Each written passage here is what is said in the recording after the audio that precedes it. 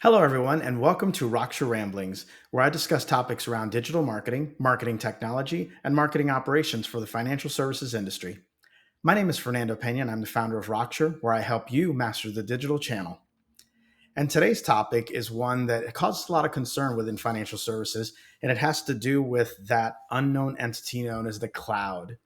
And the question that I get asked is, can the cloud be trusted with your data? And so we'll be going over these topics here: life before clouds, what is the cloud, benefits and risks, how to protect your data and reputation, and then using the cloud to your benefit. So let's go ahead and get started. So, life before clouds. And I'm going to age myself here a little bit, but I remember this because this is back when client server architecture ruled the world. And so, what this meant is that technology deployments were very expensive, very resource intensive, and also they required a lengthy timeline. And so, for that reason, a lot of this technology that we're seeing today was actually out of reach for smaller financial institutions, just because of the sheer cost of it. Dedicated resources were needed to maintain and support technology. And then disaster recovery and redundancy were very challenging. And so, as a result of that, you had a lot of sort of servers being placed in different locations and a lot of cost and expense along with that, just to be able to support and maintain what is considered to be the standard way of doing business these days. So life before clouds wasn't all sunshine, wasn't all awful, but it did require a lot more sort of maintenance and a lot more resources in order to do a lot of the things that we're expected to do today. So now what is the cloud? And really the cloud is going back to what I had just discussed around client server. It's now just a collection of client server environments. But what it is that it's sort of clustered together so that it creates one single entity. So instead of calling this sort of a clustered or an array of servers, then they just decide to give it a more friendly name, known as the cloud. And generally, these environments are managed by very large providers. So Amazon's AWS is one, Microsoft's Azure is another, but there's several others as well. And so the great thing there is that, of course, they have huge resources that are available to you.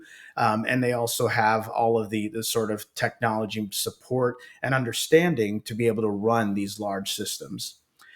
The cloud is also virtually unlimited with computing power, storage, scalability, and bandwidth. And I say virtually and put it in quotes here in my presentation because I mean there are physical limits, but it's just that again, these companies have thrown a huge amount of resources into these environments, and as a result of that, it's unlikely that you'll attain the sort of need that surpasses the ability for them to service you. Benefits and risks. So, just like anything else, there are benefits and risks to this cloud environment. I won't go through every single one of them, but the benefits here really are tremendous when it comes to a smaller financial institution. And the reason being is that in the past, you had to have server rooms, you had to have dedicated hardware, and also an entire team to support and maintain all of that. Now, if you didn't do it, you had to outsource it to someone, and oftentimes that came at a very expensive price tag attached to it. Also, on top of that, you have the ability now to, again, create entities that sort of sit outside of your own physical location. And as a result of that, now when it comes to disaster recovery, disaster mitigation, that's something that is a possibility, even for the smallest institution. Now, the big risks on all of this, though, is that you do lose control of your data. And ultimately, that's the question that many of you are asking and where there's concern. Um, that is something that we'll cover here in a couple of slides in terms of how you get around that. But it is an actual concern and something that you do need to keep top of mind. The other thing, too, is that depending on the type of services that you utilize from these providers, sometimes it's a shared space, which means that if something happens to the section of space dedicated to another client, it may still potentially impact your space as well. And so, unfortunately, when it comes to perception from a security perspective, your clients may unfortunately be due some of those notices that you receive in the mail that there was a breach in a certain cloud provider, and ultimately your data may have not been compromised, but this is the warning anyway. The other thing too is that for institutions that really want complete control of their hardware, that is limited in this case. It's not usually a big deal from a marketing perspective because ultimately the tools that we use don't really require a lot of sort of customization from a functional perspective. But in some cases, there might be some case studies where or use cases where more control of the hardware is needed, and in that case, the cloud might be a limiting factor. And then also, this shouldn't be a problem for most smaller financial institutions. But if you start to make use of an extensive amount of bandwidth or storage or resources, those costs can add up quite quickly. I still don't think that's really a cause for concern here because the sites that we create from a financial services perspective are not very resource intensive. Now, if you're running a banking version of Netflix, that could be a different version, a different story, but I don't think that'll be the case for most of us. So, how to protect your data and reputation? The best thing to remember here is that the cloud again is it's not public in the sense that everyone can see it, but it's public in the sense that it is accessible to a lot of people. So they have great security in most cases. It's pretty much a requirement. I mean, to the point where a lot of our government entities do trust the cloud.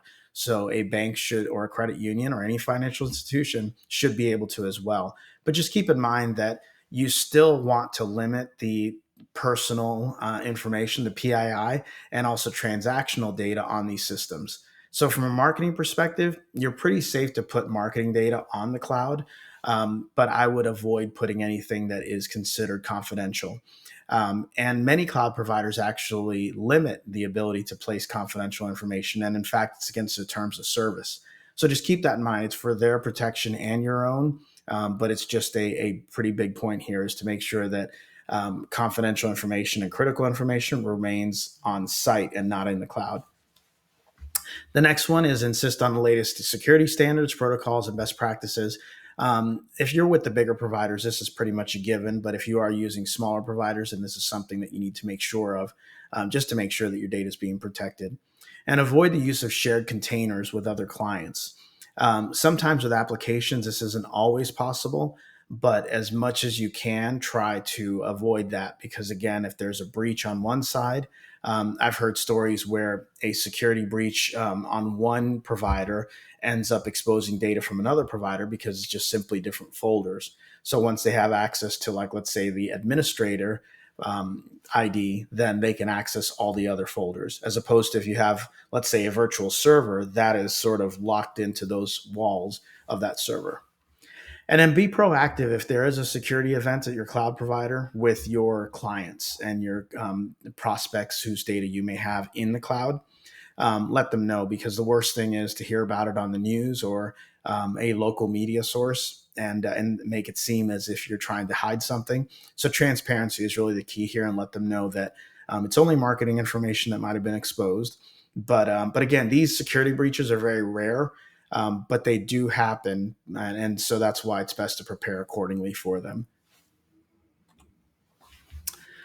So, how do you use the cloud to your benefit? And that's number one, embrace the cloud. So, I know that this still isn't as much of a problem, but a few years ago, the cloud was this sort of unknown entity, and there was a lot of sort of hesitation from financial services organizations to make use of platforms in the cloud.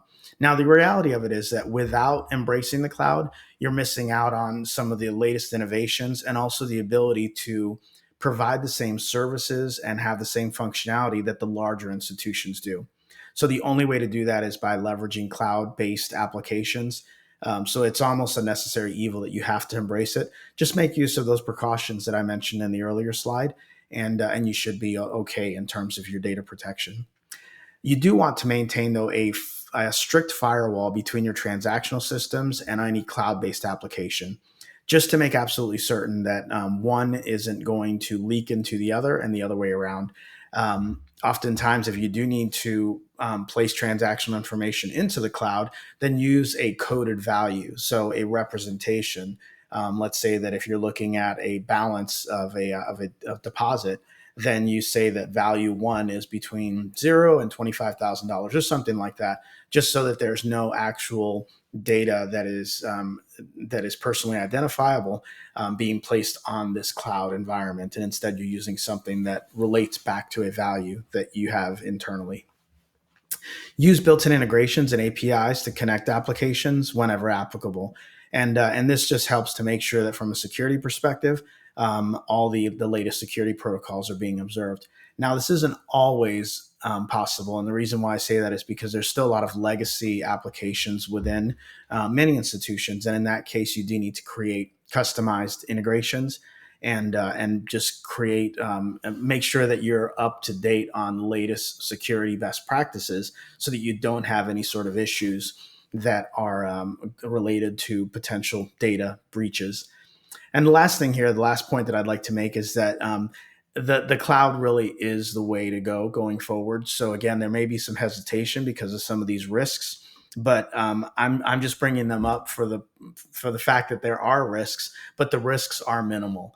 And really, in order to be able to move to the next generation of products, applications, and to meet client expectations, that's perhaps the most important part here.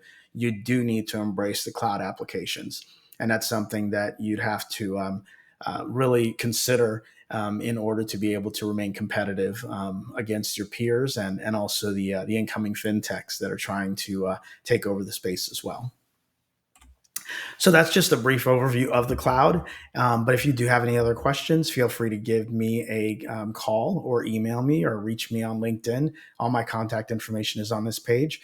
Or if you have any other questions around just any of the topics that we've touched upon here. So with that, that'll be the end of today's presentation. And until the next time, bye-bye. Have a great one.